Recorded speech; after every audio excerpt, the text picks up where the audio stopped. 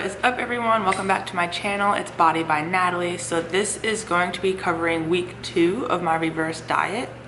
And I just got some breakfast right here. I have 2/3 cup of egg whites, piece of toast with some cream cheese. So today's video, I want to talk about carbs, proteins, and fats and how your metabolism kind of balances out when you start adding in more calories. And I want to talk about snacking and flexible dieting. Can you switch around your macros during the day and it be okay? And then I'm going to talk a little bit about my numbers from last week and what I see happening this next week. I love eating my eggs like this on the toast with the cream cheese. The point of a reverse diet is to increase your calories and maintain your weight. That's how it's supposed to be done. Some people actually gain weight, but those are from different reasons. So point of a reverse diet is to increase calories and not gain any weight. And the reason you can do that is it's all about energy balance. Your energy intake is made up of 4 things: your BMR, how many calories you burn just at rest, not doing anything; your NEAT, non-exercise activity thermogenesis, which is just like fidgeting, walking, stuff that you do that's not actually planned exercise; thermogenic effect of food; and your exercise activity when you do exercise. And when your energy intake equals your energy output, which are those 4 things, then you maintain your weight. But if you start actually losing weight on a reverse diet, which could be possible, kind of like what I'm doing now, adding in those calories made one of those variables change in some way. For example, if you are eating more and you have higher energy, you might be fidgeting more, you might be walking around more, which is kind of like what I'm experiencing. Up here in Virginia, I've been walking around a ton and I feel so energized and I'm standing a lot. So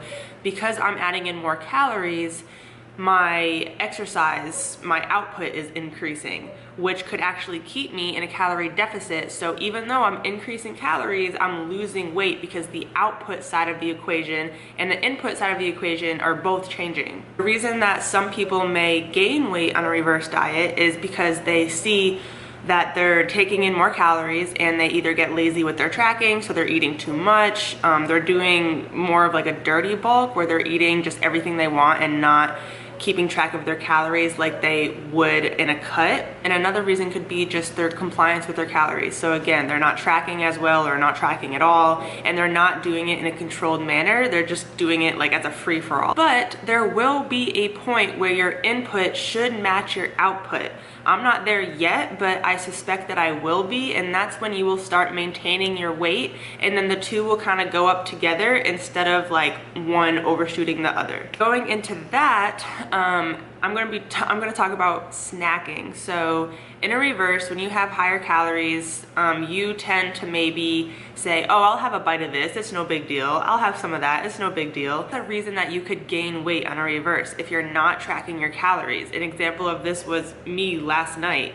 I was having pizza, like everything was accounted for, everything was tracked, and there were cookies on the counter. I had 2 cookies, and all day I know I was snacking on whatever desserts they had out here. So this morning I was up by like 1.5 pounds, which is no big deal.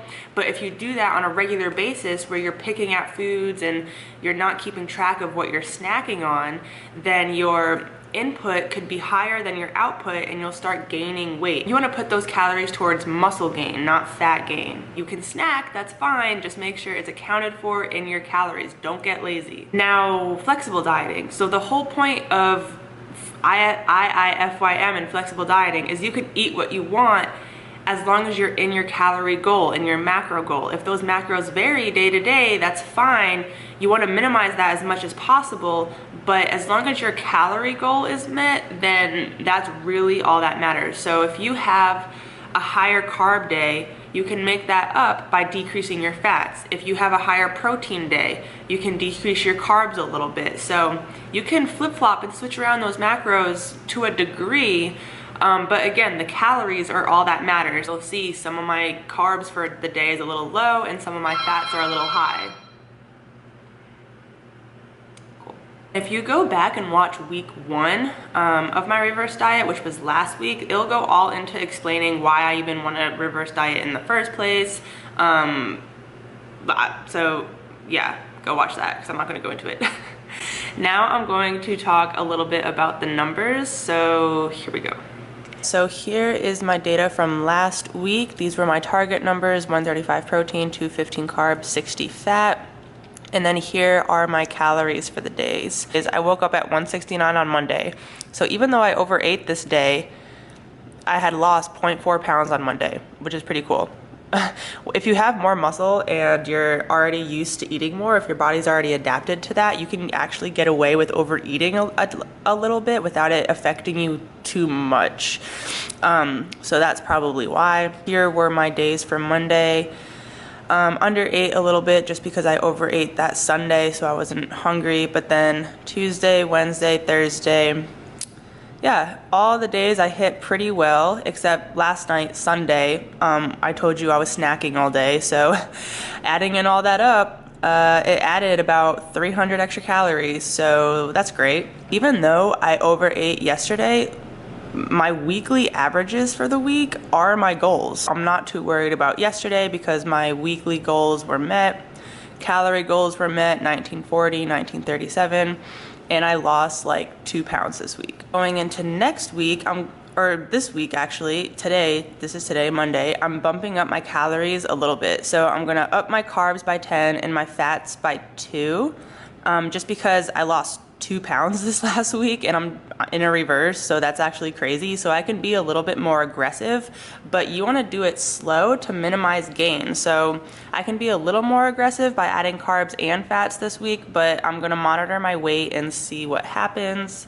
Next week, starting week 4, this is so confusing. This is week 3. So next Monday will be week 4. And I think I'm going to recalculate my maintenance calories and my protein because I don't have the stuff I need here in Virginia to do that, but I'll be home next week. So I'm going to take some measurements, recalculate my maintenance, and just see kind of what I'm aiming for, because this obviously isn't my maintenance yet because I'm still losing weight. So I'm still in a deficit, even though I'm increasing calories, but I want to see kind of what I need to shoot for. And my maintenance calories now aren't going to be the same as when I started because I've lost weight. So that's super important to recalculate those. I feel like I maybe have gained a little bit more of muscle, so I want to recalculate my protein.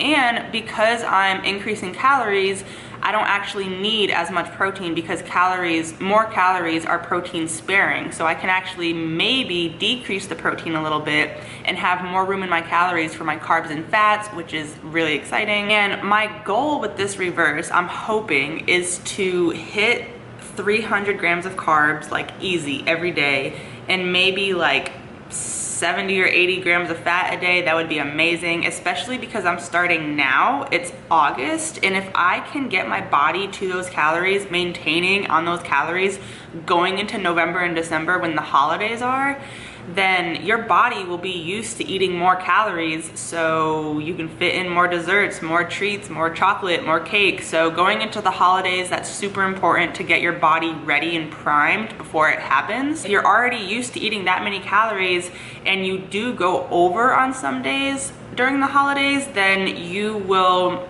gain less. You'll come back to less damage after the holidays, so less that you'll have to make up for. If you like this video, please give it a thumbs up. Make sure to save, comment below with any questions, subscribe to my channel so you don't miss out on any of these weekly updates, and I will talk to you guys later.